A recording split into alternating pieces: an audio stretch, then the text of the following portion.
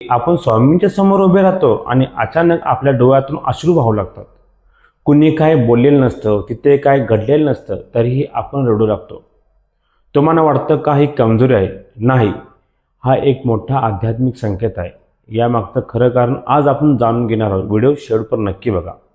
जेव्हा तुमचा आत्मा थेट स्वामींशी जोडला जातो तेव्हा हे अश्रू आपोआप येतात. दिवसभर आपण जगासमोर वावरताना आपल्या भावना दाबून ठेवतो, आपलं दुःख लपवतो आणि चेहऱ्यावरती खोटं हसू ठेवतो. पण स्वामींच्या समोर गेल्यावर त्या माऊलीच्या नजरेवर नजर भेटली की सगळा बांध फुटतो. तुमच्या मनात साचलेलं दुःख, ताण, जुन्या वेदना या अश्रूच्या माध्यमातून बाहेर पडतात. म्हणूनच रडून झाल्यावर तुम्हाला अचानक मन हलकं वाटू लागतं. भक्तांनो, ही गोष्ट नीट समजून घ्या. हे अश्रू कमजोरी नसून स्वामींचे कृपेचे लक्षण आहेत. मंदिरातील ती प्रचंड सात्विक ऊर्जा तुमच्या मनाला शांत करते, तुमच्या अंतरात्म्याला आतून मोकळं करते आणि म्हणूनच तुम्ही भावुक होता. कधी कधी हे अश्रू पुनर्जन्माचे नात्याचं लक्षण असतं.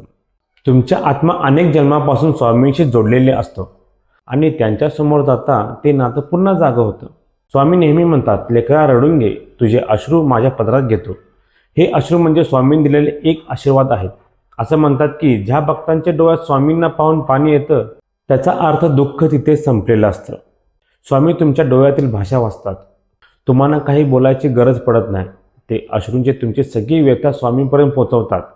म्हणून पुढच्या वेळी मंदिरात गेल्यावर रडू आलं तर दाबून ठेवू नका किंवा लपू नका. तो क्षण अनुभव करा, कारण तिथे तुमची भेट तुमच्या खऱ्या स्वामी माऊलीशी होतं. स्वतःला सांगा, माझे स्वामी समर्थ आहेत. जर तुम्हाला असा अनुभव कधी आला असेल तर कमेंटमध्ये श्री स्वामी समर्थ लिहा. स्वामी भक्तांनो, जर तुम्हाला हा व्हिडिओ आवडला तर आमचे यूट्यूब चॅनल सबस्क्राईब करा किंवा असे व्हिडिओ बघण्यासाठी आमच्या टेलिग्राम ग्रुप किंवा व्हॉट्सअप चॅनलला जॉईन होऊ शकता. आम्ही डिस्क्रिप्शनमध्ये लिंक दिली आहे किंवा कमेंट बॉक्समध्ये पिन केलं आहे. या ठिकाणी जाऊन तुम्ही आमच्याशी कनेक्ट होऊ शकता. श्री स्वामी समर्थ.